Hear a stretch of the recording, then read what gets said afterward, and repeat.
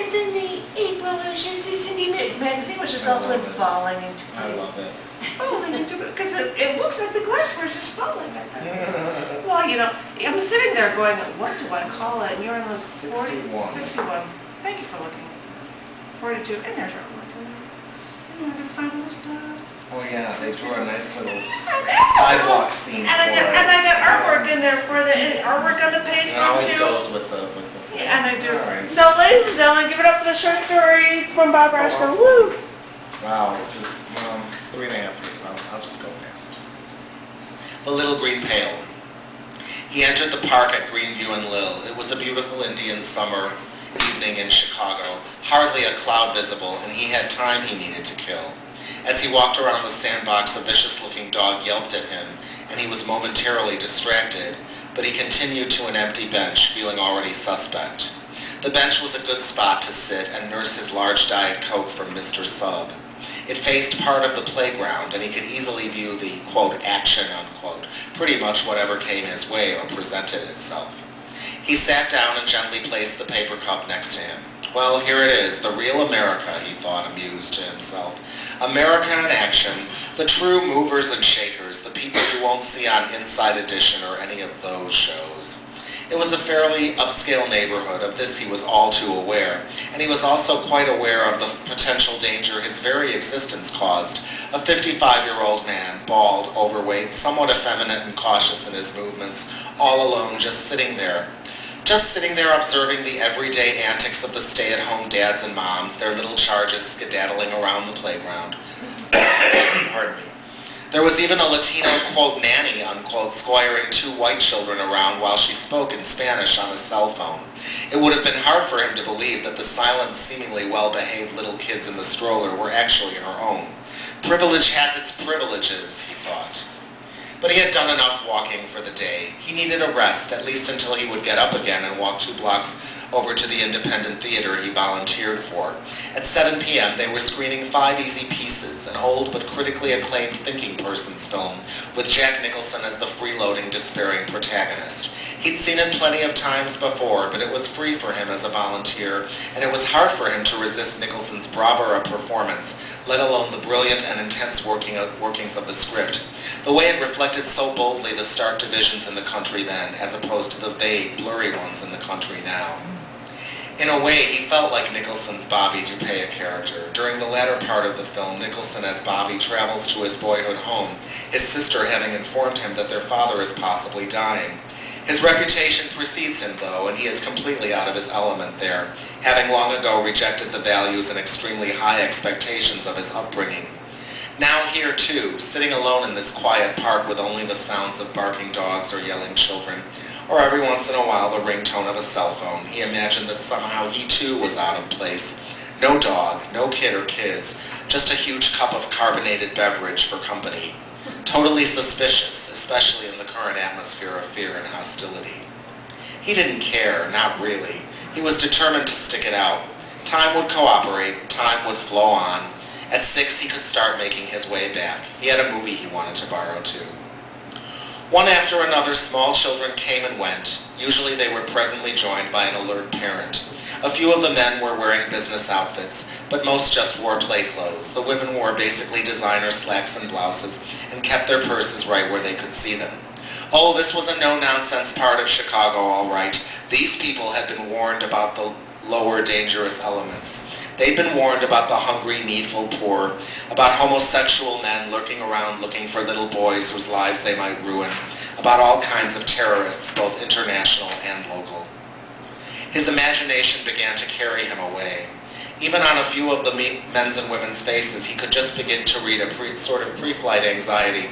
Oh yes, we're going to go on the swings for a while, we're going to slide down the slide and climb up into the castle, but soon we'll be going home. Home safe, lock the door behind us where no one can come in and destroy our tranquil, upper-class, privileged life.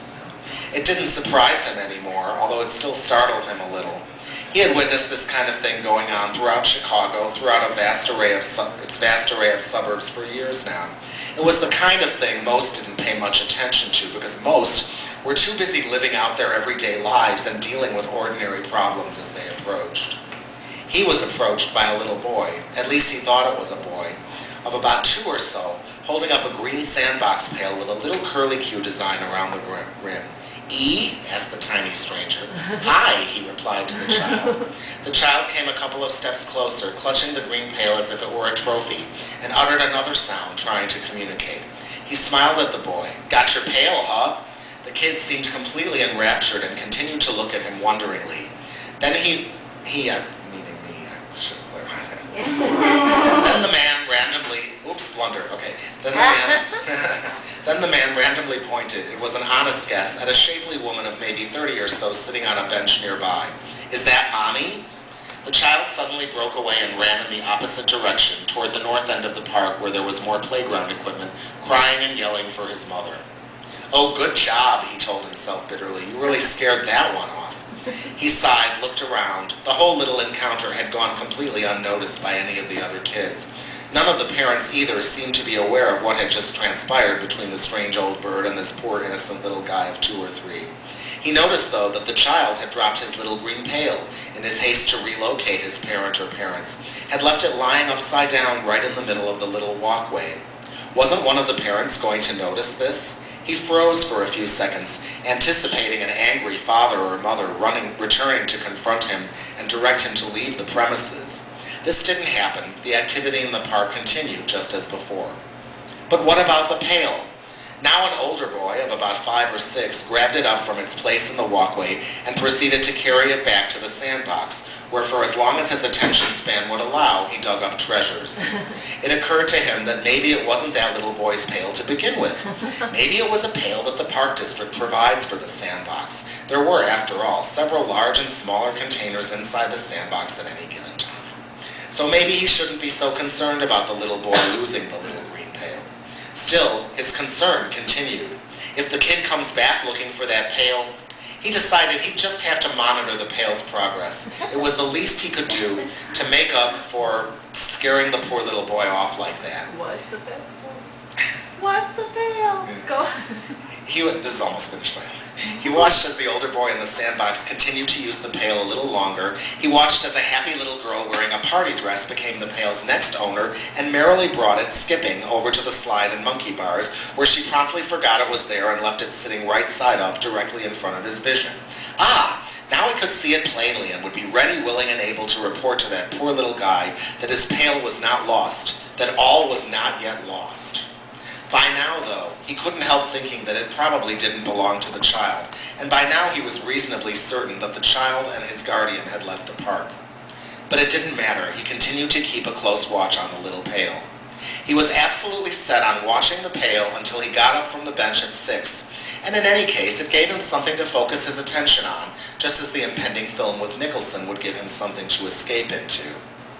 A conversation taking place between 2 adult men, something vaguely political or vaguely business related or vaguely media related or vaguely relationship related or vaguely related to the things upper class adult men tend to prefer to talk about, distracted him for a few seconds and he turned around. When he turned back, the little green pail was gone. Holy smokes, he thought, just like that? Another kid must have grabbed it while I wasn't looking. For a moment, he felt like he was back in kindergarten, trying desperately to reclaim his little block of wood when one of the other children had innocently yanked it away from him because he wouldn't share it. Then he was back to his version of reality. It was just about 6 and time to vacate the park. He walked out in the same direction he'd come in, glancing around as if to spot the little pail, as if to reclaim it for himself, if not for that precious little child. As he passed around the sandbox again, he was pretty sure he saw it, at least a replica of it. A little green pail of more or less the same size and dimension lay on its side in the sand, a pail with curlicues along the rim. Yes, that must be the same one, he reassured himself, but there just wasn't enough evidence to be absolutely, undoubtedly sure. Thanks.